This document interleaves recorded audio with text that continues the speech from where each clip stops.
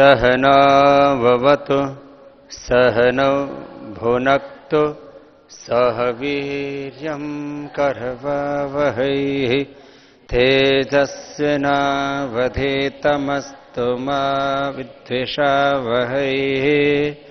ओम शांति शांति शांति। यहाँ आचार्य कुलम, वैदिक गुरुकुलम, पतंजलि विश्वविद्यालय से लेकर के संस्थान की आंतरिक सेवाओं में बड़ी भूमिका निभा रहे अनेक भाई बहनों ने इसमें भागीदारी की है और आज इस दूसरे सत्र में हमारे बहुत से भाई बहन बाहर से भी आकर के इस अनुष्ठान में भाग ले रहे हैं। झारखंड में हमारे बहुत ही अनन्य आत्मीय श्रद्धालु सज्जन आदरणीय श्री रोशनलाल शर्मा जी जो यहाँ मंच पर है, एक बार उनका सबकी ओर से बहुत बहुत अभिनंदन है।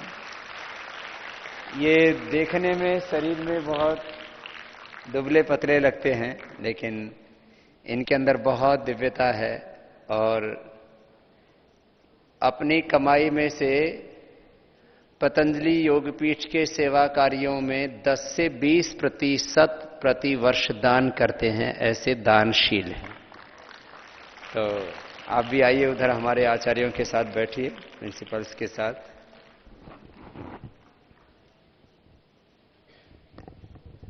एक है गुरु पूजा। गुरु की पूजा का अर्थ है, गुरु का दर्शन का अर्थ है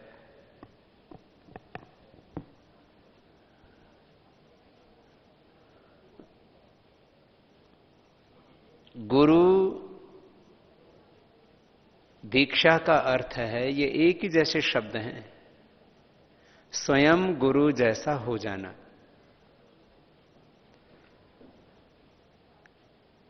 हम जब गुरु जैसा आचरण करते हैं, गुरु हमें अपना प्रतिरूप बनाना चाहते हैं और हम हैं ही गुरुओं के, ऋषियों के प्रतिरूप। तो ऐसी दिव्यता हम सब में आ जाए कि इसी जीवन में हम गुरुओं जैसे बन जाएं, हम ऋषियों जैसे बन जाएं। हम इस धरती पर इंसान के रूप में ही नहीं, नर के रूप में ही नहीं, इस धरती पर हम भगवान के रूप में, नारायण के रूप में, ब्रह्म रूप होकर के विचरण करें, ऐसा जीवन हमारा हो जाए। ऐसे आप सबके लिए बहुत बहुत शुभकामनाएं। तो ऐसा हमें होना है। देखो, श्रद्धेय गुरुदेव ने सुबह बताया कि भगवान ने हम सबको बनाया, हमारे शरीर से लेकर के इस सारे ब्रह्मांड की रचना किसने की? जोर से बोलिए। भगवान ने, ईश्वर ने की है। और भगवान सबकी रचना करके सबके भीतर समाया हुआ है। तो हमारे भीतर भी किस रूप में समाया हुआ है भगवान? ज्ञान के रूप में। हमारे भीतर किस रूप में समाया हुआ है भगवान? तो हमारे भीतर जो ज्ञान है, ये किसका रूप है? भगवान का ही रूप है। हमारे भीतर प्रेम, करुणा, वात्सल्य है, किसका रूप है? भगवान का रूप है। हमारे भीतर ये जो शक्ति है, ये किसका रूप है? भगवान का रूप है। अपने भीतर जितनी भी दिव्यता है, ये किसका रूप है? तो भगवान की पहचान उसके गुणों से है। जैसे कहीं अग्नि है या नहीं, इसकी पहचान किससे होती है? यदि कहीं आपको गर्मी लग रही है तो क्या है वहां पर? आग है। यदि कहीं पर ऐसे आपको स्पर्श हो रहा है ठंडा या गर्म पवन का, तो पता लग जाता है ना, यहां हवा है, एयर है। आपको कहीं कोई चीज छूए और गीली गीली हो तो क्या पता लगता है? जल है वहां। तो किसी गुण से, किसी गुणी का एहसास होता है। तो हमारे भीतर ज्ञान है, इसका मतलब हमारे भीतर भगवान है। हमारे भीतर ज्ञान है, इसका मतलब हमारे भीतर भगवान है। तो उसको हम हर समय अनुभव करें और उस अपने उस ज्ञान को बढ़ाते जाएं। तो ये गुरु पर्व, ये ज्ञान का पर्व है। गुरु पर्व किसका पर्व है? ज्ञान का पर्व है। तो हम सबको क्या बनना है? ज्ञानवान। हम सबको क्या बनना है? और जो ज्ञानवान होता है वही चरित्रवान होता है और वही महान होता है। तो हमें ज्ञानवान बनना है, हमें चरित्रवान बनना है, हमें महान बनना है। और जो ज्ञानवान होता है, जो चरित्रवान होता है, जो महान होता है, वो इस धरती का स्वयं भगवान ही होता है। ऐसा हम सबको बनना है और आप ऐसे ही सब बनने वाले हैं। और यही ज्ञान की दीक्षा ही गुरु दीक्षा है। ज्ञान की दीक्षा ही क्या है? बोलो, गुरु दीक्षा है। तो ये गुरु पर्व है, ये ज्ञान का पर्व है, ये गुरु दीक्षा का पर्व है, ये ज्ञान दीक्षा का पर्व है। फिर गुरु दक्षिणा क्या है? जो अपनी शक्ति है, जो अपना सामर्थ्य है, उसको गुरु की आज्ञा में लगाना, यही गुरु दक्षिणा है। तो बच्चों, आप लोगों का पढ़ना यही आपकी शक्ति है, यही आपकी ऊर्जा है, यही आपका सामर्थ्य है, यही आपका स्वधर्म है, यही आपका कर्तव्य है, यही आपकी ड्यूटी है, यही आपका दायित्व है। तो जो विद्यार्थी पूरी एकाग्रता के साथ अध्ययन करते हैं वे गुरु दक्षिणा देते हैं। जो अध्यापक पूरी एकाग्रता से, श्रद्धा, समर्पण पूर्वक, कर्तव्य निष्ठा से पढ़ाते हैं, वो गुरु दक्षिणा ही दे रहे हैं। फिर जब कमाई करने लगो तो 90% अपने लिए और उस कमाई का 10% भलाई के लिए। क्योंकि हम जो कुछ पाते हैं किससे पाते हैं? समाज से पाते हैं। जो हम पाते हैं वो किससे पाते हैं? ये मैंने कपड़े किससे पाए? समाज से। कपड़े किसने बनाए? ये किसी मैं तो ये अभी कॉटन के पहनता हूं और कॉटन में भी हाथ से बने हुए। तो किसी ने हाथ से बनाए या किसी ने मशीन से बनाए। वो मशीन में ये जो कपड़ा बना कॉटन का, तो किससे बना? कॉटन से। वो कॉटन कहां से आया? वो खेत में जो कॉटन सीड बोता है किसान, उससे। तो मुझे जो कपड़े मिले किससे मिले? समाज से मिले, किसान से मिले। हमें जो फूड मिलता है, हमें जो फ्रूट्स मिलते हैं, हमें जो मिल्क मिलता है, वो हमें किससे मिलता है? समाज से। आप सब बच्चे भी कपड़ों का प्रयोग करते हो ना? आप सब भी फूड लेते हो, मिल्क लेते हो, आप सब भी किताबें खरीदते हो, आप यहां विद्यालय में पढ़ते हो, आचार्य कुलम में। तो सब कुछ हमें किसने दिया? समाज ने। ऐसा। फिर कोई व्यापार करता है, कोई कुछ भी बेचता है, कोई सीमेंट बेचता है, कोई लोहा बेचता है, कोई जिस समय माइक से बोल रहा हूं ये माइक बेचता है, कोई मोबाइल बेचता है, कोई पेन बेचता है, कोई घड़ी बेचता है, कोई गाड़ी बेचता है, कोई साबुन, कोई शैम्पू, कोई टूथपेस्ट, कोई दवाई, कोई कुछ भी बेचता है। तो लोगों से थोड़ा प्रॉफिट लेता है। तो प्रॉफिट भी हमें किससे मिला? समाज से। जैसे आज करोड़ों लोग पतंजलि के प्रोडक्ट्स का प्रयोग करते हैं, तो उससे एक एक व्यक्ति से यदि 10-10 पैसे, 20-20, 50-50 पैसे, 1-1 करोड़ रुपए भी आएगा तो सैकड़ों करोड़ रुपए किसको मिलेगा? पतंजलि को। तो वो सैकड़ों करोड़ रुपए किससे मिला? समाज से। तो फिर हमें किसके लिए लगाना चाहिए फिर वापस वो? तो हमने सिद्धांत बनाया, हमारे पास जो कुछ है वो सारा समाज से है और हमारे पास जो कुछ है वो समाज के लिए ही है। यह दक्षिणा। तो हमने तो 100% दक्षिणा दे दी है। किसके लिए? मातृभूमि के लिए, समाज के लिए, समष्टि के लिए। हमने कितना दे दिया है? 100%। तो गृहस्थ को भी कम से कम, जब आप यहां से पढ़ाई करके जाएंगे, बड़े होंगे, फिर कमाई करेंगे, कोई बिजनेस करेंगे, कोई नौकरी करेंगे, कोई ना कोई सर्विस करेंगे, किसी न किसी अलग अलग सेक्टर में जाकर के आप जो है कुछ अचीव करेंगे लाइफ में, तो उसका कम से कम कितना प्रतिशत दान करना चाहिए? कम से कम कितना? जो हमें मिला उसका 10% तो रिटर्न करना ही चाहिए ना। एक किसान के खेत में 100 किलो गेहूं हो गया, एक एग्जाम्पल दे रहा हूं। अगले साल फिर उसको गेहूं बोना है, तो पूरा गेहूं खा जाना चाहिए या अगले बार के लिए कुछ गेहूं बीज के लिए बचाना चाहिए? बीज के लिए बचाना चाहिए कि पूरा खाना चाहिए? तो बीज के लिए किसान भी बचा के रखता है।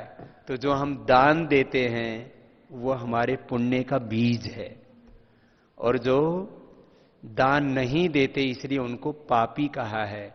इसलिए गुरु दक्षिणा पर लोग, गुरु जो सेवा का कार्य कर रहे हैं, जैसे पतंजलि योग पीठ के माध्यम से अभी शिक्षा के क्षेत्र में सैकड़ों नहीं हजारों करोड़ रुपए खर्च करने वाले हैं। ये इतनी बड़ी सेवा की योजना पतंजलि योग पीठ के द्वारा होने वाली। इसी साल सैकड़ों, फिर अगले साल और हजारों करोड़ रुपए, सैकड़ों करोड़ रुपए रिसर्च में खर्च कर रहे हैं। Blood pressure, sugar, hepatitis, cancer जैसी बीमारियों के अनुसंधान में।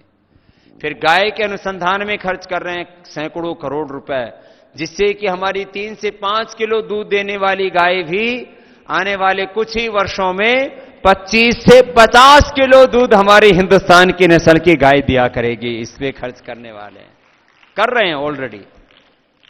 फिर संगठन और संस्था के माध्यम से अनेक सेवा के काम चल रहे हैं, गरीबों की सेवा के काम चल रहे हैं। तो इन कार्यों में सहयोग करना, यही गुरु दक्षिणा है। ये क्या है बोलो? गुरु दक्षिणा। तो एक तो हो गया गुरु की पूजा, गुरु का दर्शन। और गुरु की पूजा और गुरु का दर्शन का अर्थ है गुरु जैसा स्वयं होना।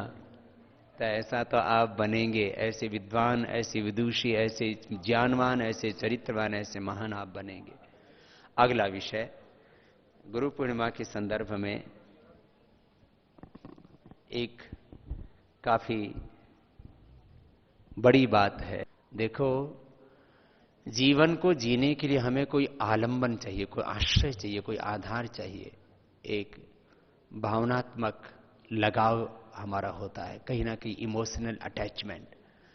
तो गुरु के साथ हमें एकाकार होकर के जीना चाहिए। क्या बोला मैंने? गुरु के साथ हमें, जोर से बोलो, गुरु के साथ एकाकार होकर के जीने का मतलब है बस अपने में और गुरु में कोई भेद नहीं करना। जैसे आप में उम्र का भेद हो सकता है, लेकिन आपके माता पिता में और आप में कोई भेद नहीं है। बस आपका जेनेटिक स्ट्रक्चर पूरा का पूरा वैसा ही है। जैसे किसी का कोई बच्चा कहीं पर गुम हो जाए या कई बार कोई दुर्घटना हो जाती है, तो फिर पता लगाते हैं, तो किससे पता लगाते हैं? डीएनए टेस्ट से। तो हमारा डीएनए किससे मिलता है? हमारे माता पिता से मिलता है। तो संसार में जो पहचान होती है वो डीएनए से होती है, और गुरु के साथ जो हमारी पहचान होती है वो ज्ञान से होती है। जब ज्ञान हो जाता है तब हमको यह एहसास होता है कि मुझ में और गुरु में कोई भेद नहीं है। मेरे और गुरु की, दोनों की आत्मा एक ही है, और दोनों में एक ही परमात्मा की ज्योति है। तो हमारा गुरु के साथ इतना इमोशनल, स्पिरिचुअल अटैचमेंट होना चाहिए कि क्षण के लिए भी हम अपने आप को गुरु से पृथक महसूस ना करें। ऐसी हमारे भीतर श्रद्धा हो, ऐसी निष्ठा हो, ऐसा हमारा विश्वास हो, ऐसा गुरु के प्रति हमारा अनन्य प्रेम हो। यही गुरु पूर्णिमा पर हमें अपने भीतर एक भाव विकसित करना है, और इसी के लिए ये गुरु पर्व है, ये ज्ञान पर्व है। और अपने उस गुरुओं की, ऋषियों की परंपरा को इसी तरह से आज तक हमने बचा के रखा है, और हम आगे भी अपनी गुरु सत्ता के साथ, ऋषि सत्ता के साथ एकाकार होकर के अपनी इस गुरुओं की परंपरा को आगे बढ़ाएंगे और भारत को फिर से विश्व गुरु बनाएंगे। ये हमारा सपना है कि हमें स्वयं गुरुओं जैसा बनना है और भारत को फिर से विश्व गुरु, फिर से भारत को विश्व गुरु बनाना है, जगत गुरु बनाना है। भारत तो गुरुओं की वजह से ही तो विश्व गुरु था और गुरुओं के ज्ञान की वजह से था और उनके ज्ञान से देश महान था। क्योंकि मैंने कहा जिसके पास ज्ञान शक्ति होती है, ज्ञानवान जो होता है वो चरित्रवान होता है, वो महान होता है। और आज भी जो है जिन देशों के पास ज्ञान शक्ति है, जो ज्ञान शक्ति में प्रथम कोटि के हैं, उनके पास सैन्य शक्ति भी होती है, उनके पास अर्थ शक्ति भी होती है, उनके पास राजनीतिक शक्ति भी होती है, सामाजिक शक्ति होती है, वो हर क्षेत्र में प्रथम कोटि के होते हैं। ऐसा ही हम सबका ज्ञान हो, हम सबका जीवन हो। इसी भाव संवेदना के साथ आज हम इस गुरु पर्व को मना रहे हैं और एक सूत्र दिया है आपको सुबह से हमने, हमारा जीवन कैसा हो तो अपने पूर्वजों जैसा हो, अपने गुरुओं जैसा हो, अपने ऋषियों, अपने गुरुओं जैसा, ऋषि ऋषिकाओं जैसा, भगवान जैसा हमें अपना जीवन जीना है उच्च चेतना में। किस चेतना में जीना है बच्चों? ये बहुत ऊंचा शब्द है। किस चेतना में जीना है?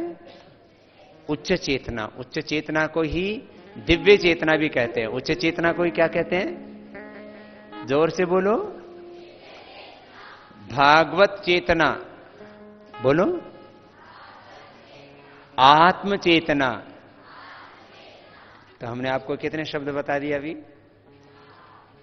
हमें उच्च चेतना में जीना है। फिर से बोलिए। दिव्य चेतना में, भागवत चेतना में,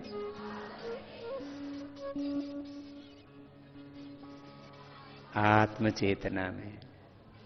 जो ऐसा जिएंगे वो तो अपने आप ही दिव्य हो जाएंगे, उनका जीवन दिव्य हो जाएगा। फिर उनको एक बात और सुनते, गुरु हमें एक तो आत्मदर्शन कराते हैं। आत्मदर्शन तो आपको बता ही दिया, आप सब आत्मा ही हैं। अज्ञान से अपने आप को हम और कुछ मान लेते हैं, तो वो तो गुरु हमें ज्ञान देते हैं तो हमारे भीतर का ज्ञान मिट जाता है। दूसरा में गुरु भगवान का दर्शन कराते हैं। तो सब मेरे साथ अब बोलेंगे, आपको भगवान का दर्शन कराते हैं। यो माम पश्यति सर्वत्र, यो माम पश्यति सर्वत्र,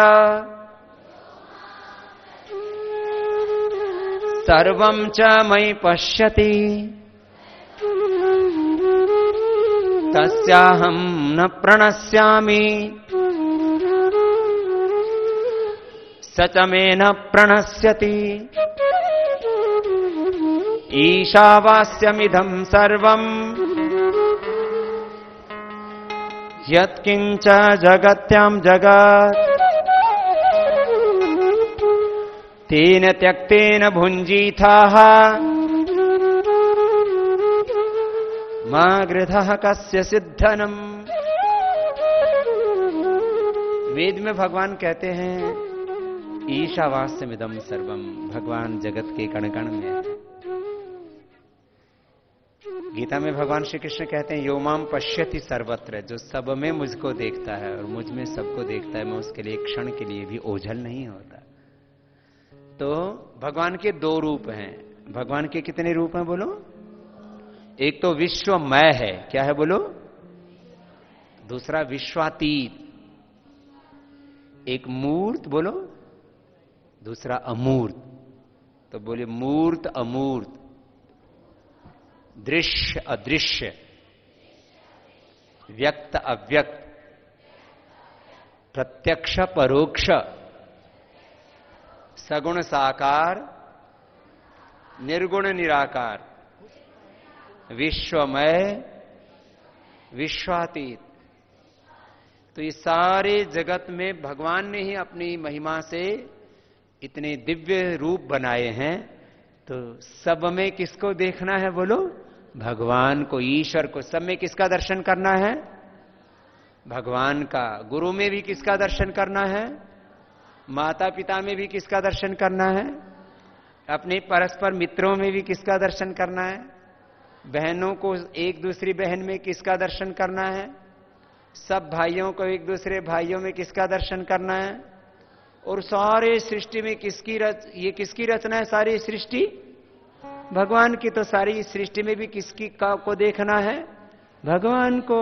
तो ये भगवान का दर्शन हो गया। तो गुरु पूर्णिमा पर आपको सबको भगवान का दर्शन करा दिया। आज से सबके भीतर भगवान का ही दर्शन करेंगे। यही भगवान का दर्शन। सबको सब में किसको देखना है बोलो? भगवान को देखना है। तो ये क्या हो गया? भगवान का दर्शन। भगवान की पूजा कैसे करनी?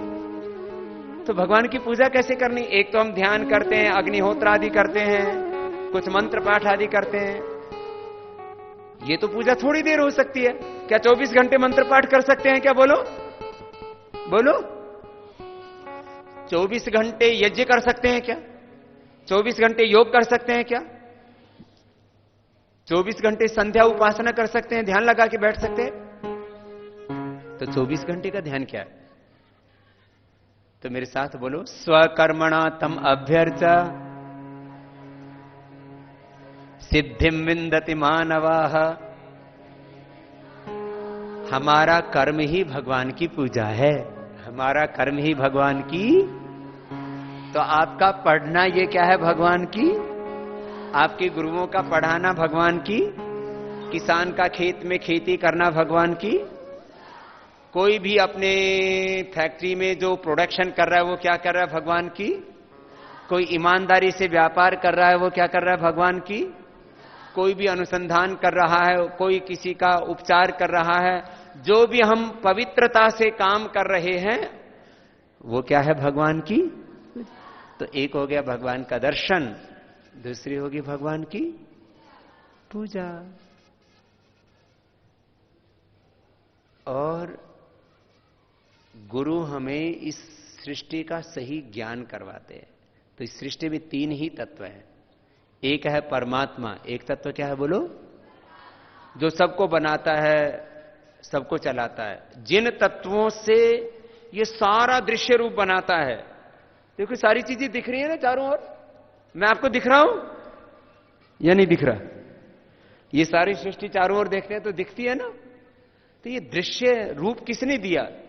ये तो एक समय ऐसा था जब इस सृष्टि में कुछ नहीं था, केवल गैसेस थी। और एक वो भी समय था जब गैस भी नहीं थी। ये सारी सृष्टि तो वायव्य सृष्टि है ना सारी। तो ये सारी सृष्टि को ये विजिबल फॉर्म में कौन लेकर के आया बोलो? तो सारी सृष्टि को विजिबल फॉर्म में लेके आया भगवान। किन तत्वों से लेकर के आया? प्रकृति से। तो जो सबको दृश्य रूप में लेकर के आने वाला है, सबको बनाने वाला वो भगवान। जिन तत्वों से बनाता है वो प्रकृति, और जिनके लिए बनाता है वो हम आत्मा ही। हमारे लिए तो इतनी सुंदर सृष्टि भगवान ने बनाई। तो इस सृष्टि में 3 ही तत्व हैं। हमें गुरु तत्व ज्ञान कराते हैं ना। गुरु क्या कराते हैं हमें?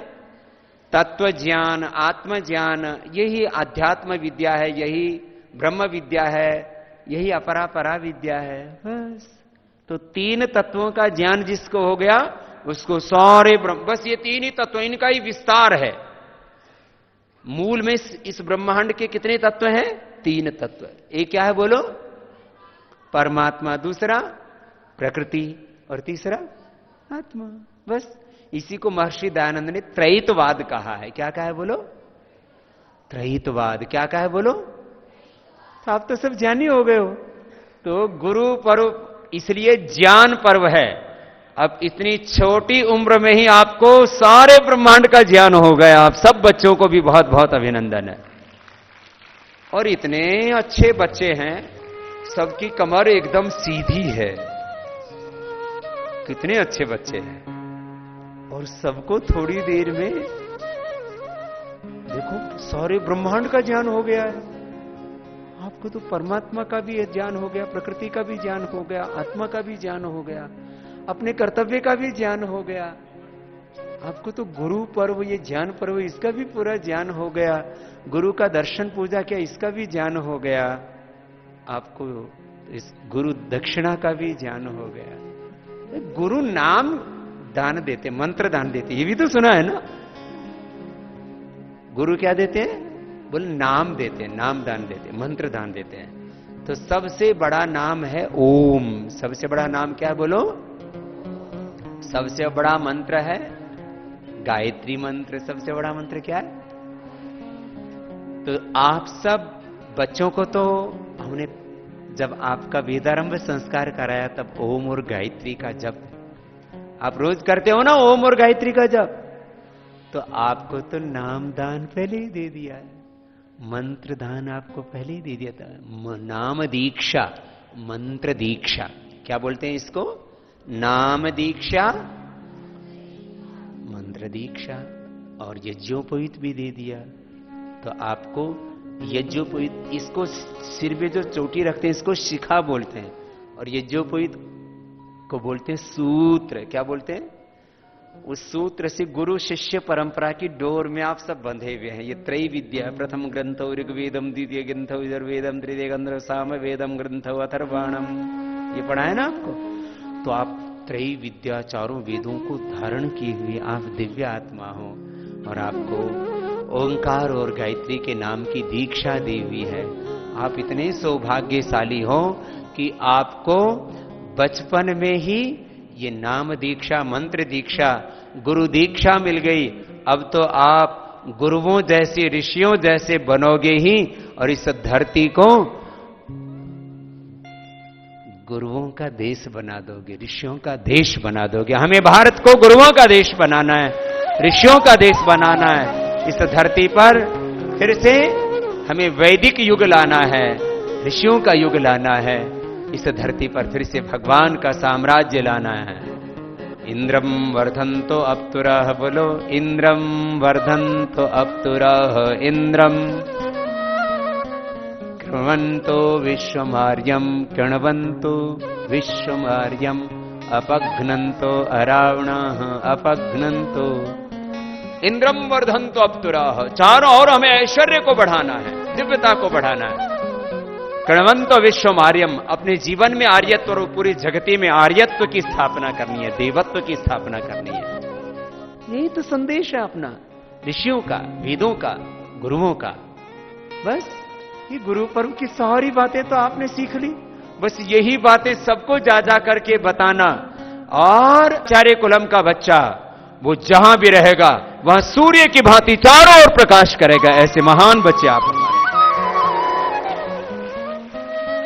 देखो, पूरे देश का एक ही तो व्यक्ति नेतृत्व करता है ना राजनीतिक दृष्टि से, उसको क्या बोलते हैं? प्रधानमंत्री। और संवैधानिक दृष्टि से एक पद और है, राष्ट्रपति। लेकिन सब जो पावर सबसे ज्यादा किसके पास है? प्रधानमंत्री। तो सारे देश को नेतृत्व देने वाला राजनीतिक दृष्टि से क्या बोलते हैं उसको? प्रधानमंत्री। तो एक व्यक्ति यदि महान हो जाए तो पूरे देश में बोलो राजनीति अच्छी होगी कि नहीं होगी? एक व्यक्ति में बहुत बड़ी शक्ति होती है, राजनीतिक दृष्टि से, आर्थिक दृष्टि से, आध्यात्मिक दृष्टि से, ज्ञान की दृष्टि से। तो आचार्य कुलम के बच्चों को ऐसा ही एक एक बच्चे को बनना है। वो जहां भी रहेंगे वहीं पर चारों ओर प्रकाश ही प्रकाश फैला देंगे, सुख समृद्धि ऐश्वर्य को फैला देंगे। ऐसे बच्चे आपको बनना है। इसके लिए ये आपको छोटे छोटे बच्चों को भी गुरु पर्व पर ये ज्ञान दीक्षा दी है। यही गुरुओं की दीक्षा है, बस इतनी सी बात है। तो आप सब बच्चों को बहुत बहुत अभिनंदन, बहुत बहुत आशीर्वाद।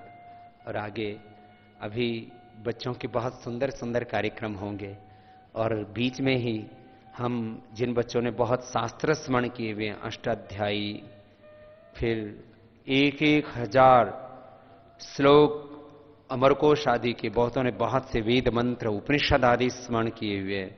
तो सबसे तो नहीं, लेकिन कुछ बच्चों से हम बाद में, क्योंकि ज्ञान पर्व है, तो किस तरह से ज्ञान आप सबके भीतर प्रतिष्ठित हो रहा है, और एक महान आचार्य के रूप में, एक विद्वान और विदुषी के रूप में आप सब तैयार हो रहे हैं। ऐसे हमारे वैदिक गुरुकुलम, वैदिक कन्या गुरुकुलम और आचार्य कुलम सहित पतंजलि विश्वविद्यालय सहित ये जो महान विद्या का कार्य चल रहा है, ऋषियों की ज्ञान परंपरा को, आर्ष परंपरा को आगे बढ़ाने का कार्य चल रहा है, उसके लिए जिन कोटि कोटि भारतीयों ने अपने सहयोग से ये इतना बड़ा अनुष्ठान यहां पर खड़ा किया, कृतज्ञ भाव से एक बार समस्त राष्ट्रवासियों का भावपूर्ण हृदय से हम अभिनंदन करते हैं, जिन्होंने ये इतना बड़ा ऋषि ज्ञान परंपरा का अनुष्ठान यहां प्रारंभ करने के लिए हमें शक्ति दी, हमें ऊर्जा दी।